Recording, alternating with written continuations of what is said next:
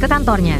Ia duduk di kursinya dengan perasaan kesal. Ia sudah tidak tahu kepada siapa ia mengucapkan putus cinta saat itu. Siapa yang menyetir mobil hari ini, dan siapa yang menangis di video itu. Sekarang ia berpikir, jangan-jangan mereka memanfaatkan kesempatan ini untuk menghilang. Saat itu, Min Hui, bosnya, tiba-tiba masuk. Ayahku.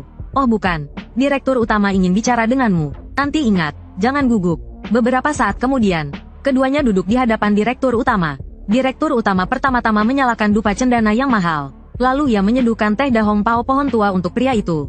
Pria itu merasa tersanjung. Tiba-tiba, direktur utama bertanya dengan ramah. Xiao Zhou, sudah punya pacar? Putriku ini, punya kekurangan, tapi juga punya kelebihan. Pria itu belum sempat bicara.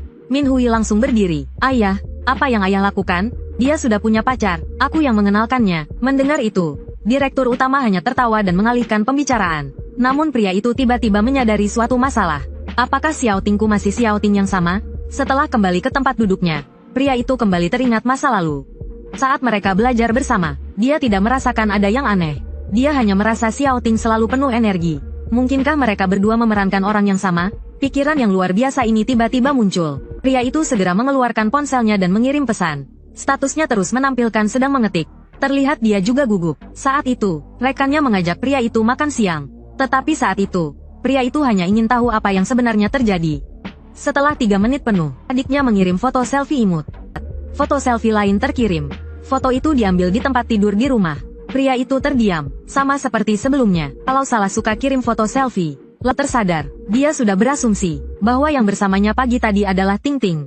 Berdasarkan perkataannya sekarang, pria itu tiba-tiba punya dugaan yang berani. Masing-masing dari mereka berasal dari dunia paralel. Tapi begitu kata-kata itu terucap, pria itu tahu itu tidak mungkin. Namun sekarang ada 2 orang. Itu menjelaskan mengapa dia memiliki energi yang tak terbatas. Saat ini, pria itu hanya ingin segera pulang dan mencari tahu semuanya. Setelah mengakhiri obrolan, pria itu pergi ke ruang makan. Tetapi mendapati makan siangnya sudah habis. Min Hui mendengar perutnya keroncongan dan tertawa terbahak-bahak. Sini, makanan pesananku baru datang. Kebetulan aku juga tidak bisa menghabiskannya. Membuka kotak makan siang yang penuh dengan nuansa feminin, Min Hui mengambil sedikit nasi dan 2 kacang panjang. Sisanya diberikan kepada pria itu.